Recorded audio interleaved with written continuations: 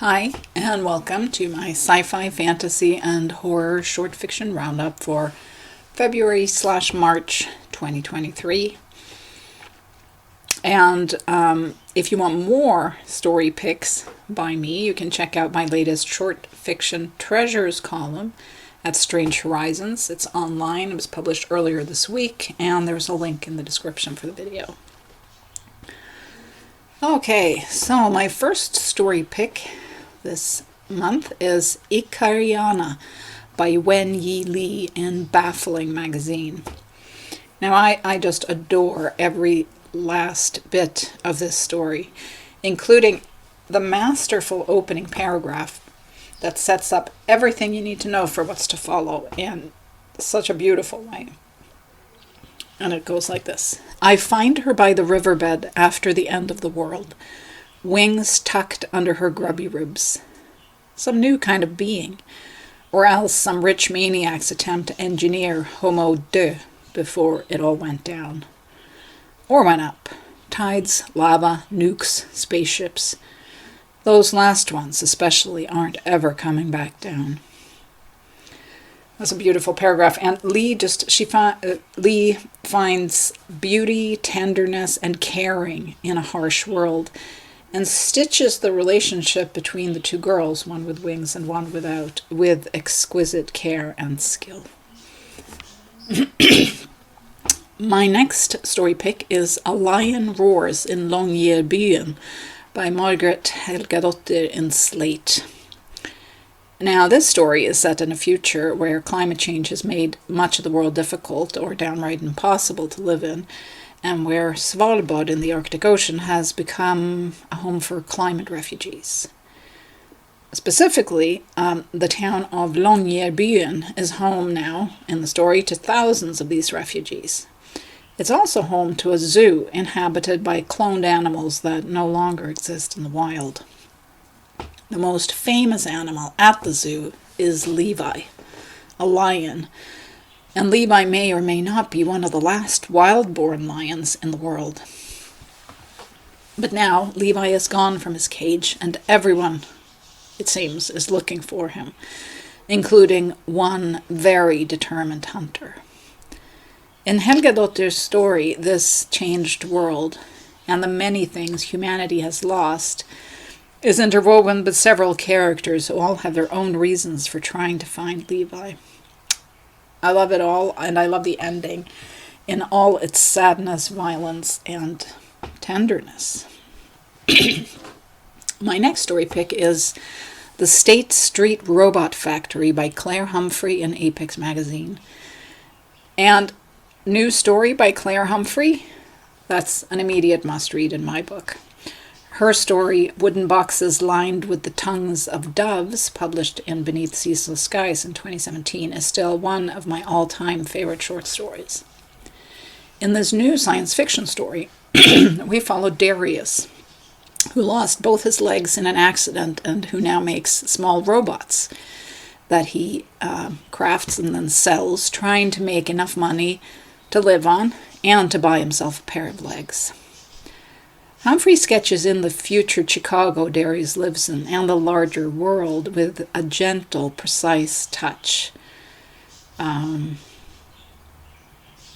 quote one line. Darius was never a soldier, though. He hadn't even been in the reserves, not even at the height of the recent global conflict when many of his friends had enlisted for jobs like loading supply trains or inspecting munitions. It's just done so well. This might be a small story about one person trying to carve out a life in a harsh city, but it shines because Humphrey gives the story and Darius such a big heart. My next story pick is Them Doghead Boys by Alex Jennings in Pseudopod, narrated by Dominic Rabron and first published in Current Affairs magazine. And all I can say is carve out some time in your day and give this story a listen or a read. It is a knockout, masterfully written tale set in a New Orleans neighborhood inhabited by doghead boys, vampires, a few ghosts, and maybe even a few magic users capable of calling down a piece of the night. Violence and the threat of violence permeates every bit of this tale, where families and friendships and blood can bind, change, and sunder people. Jennings weaves a rich and vivid world here, a world so deep and real it feels like it naturally just extends off the page, creating a universe all its own. It's a story with a narrator and a voice that grabs you by the scruff from the get-go, as we are brought into a world of shapeshifters, magic, darkness, monsters, and even ancient gods. My next story pick is Mother's Teeth by E.L. Chen in the Dark. I love this story. I love the way it absolutely chilled me to the bone, and I love the way it crept under my skin.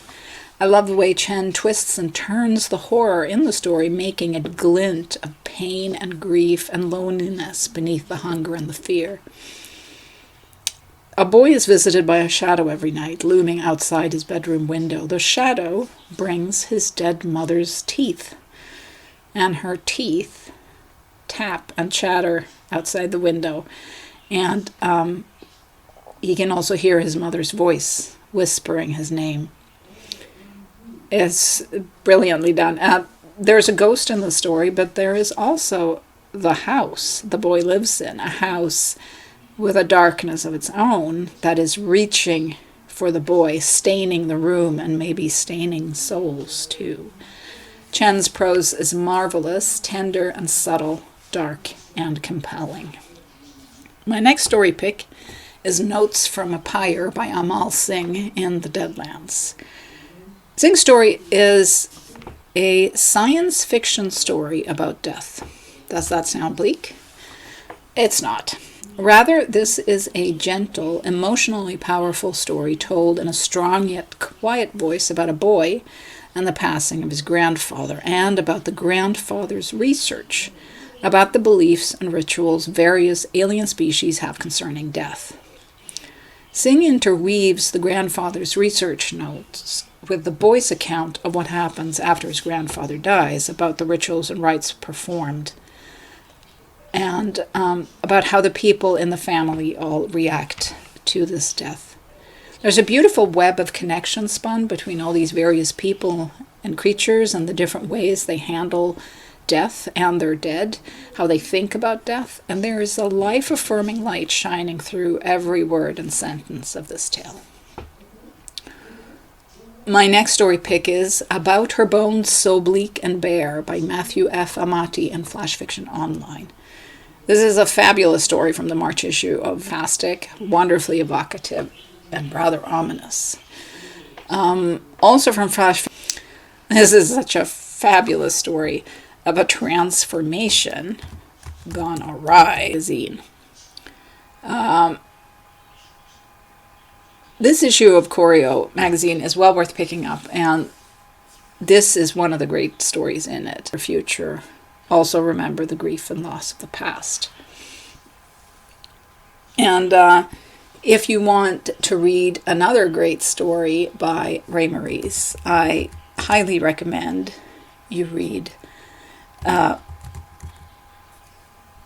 her novella, and I'm just trying to find the thing here. Yeah, so it's Ray Maurice's novella, which I think I actually, it's called Weird Fishes. I was trying to find where I had my old review. I can't find it right now, but Weird Fishes, a book by Ray Maurice, is also a fabulous read. So check that out too. My next story pick is also a novella, just like the web story I mentioned there at the end. And it's The Book of Gems by Fran Wilde. Now, this isn't out yet. It's coming out, I think, in June. But it's available for pre-order. And I'll read the blurb from the publisher about it. It's been centuries since the jeweled valley and its magical gems were destroyed. In the republics that rose from its ashes, scientists craft synthetic jewels to heat homes, power gadgetry, and wage war. Dr. Davina Bernay is one of these scientists. She's also the only person who believes true gems still exist. It's set in a world that is gripping and vividly brought to life. and where there are unique and profound ties between gems and magic and people.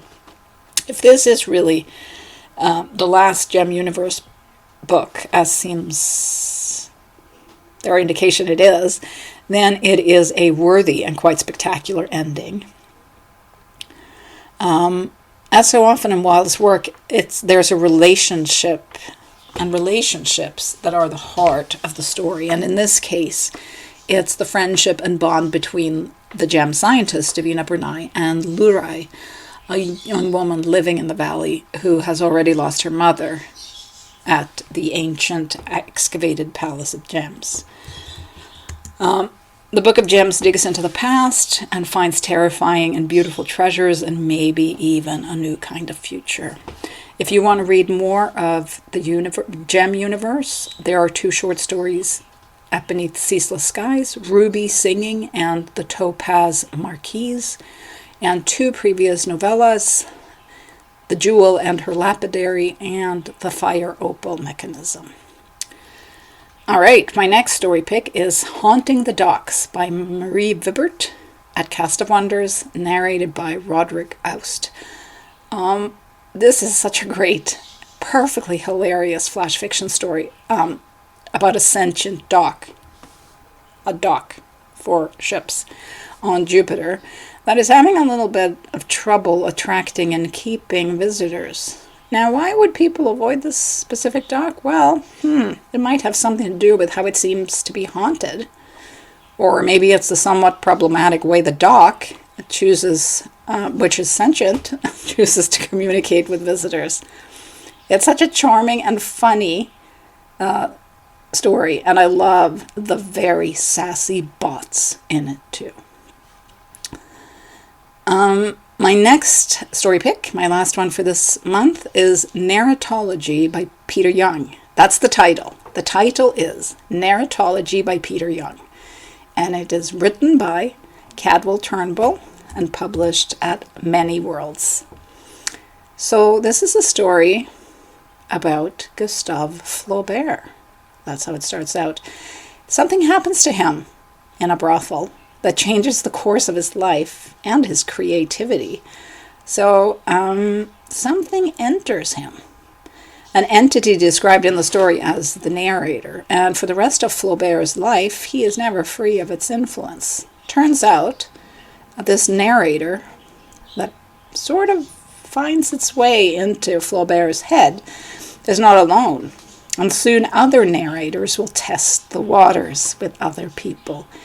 There are several meta layers to the story when it comes to storytelling and the universe it's set in, including the bio of the presumed author, Peter Young. And it's just another wrinkle in this tale of the narrators. It's a fascinating story. Go read it. It sort of bends your mind a little bit.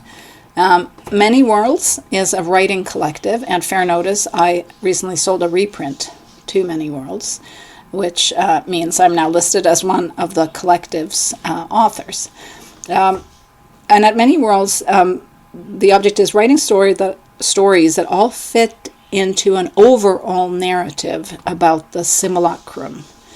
And the simulacrum is an entity that can copy worlds, adjust them, add things, delete things, and change people.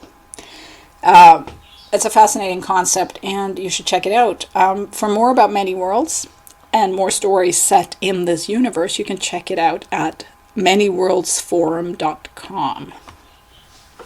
And that's all my story picks for this month. Thank you so much for listening, and I'll be back next month.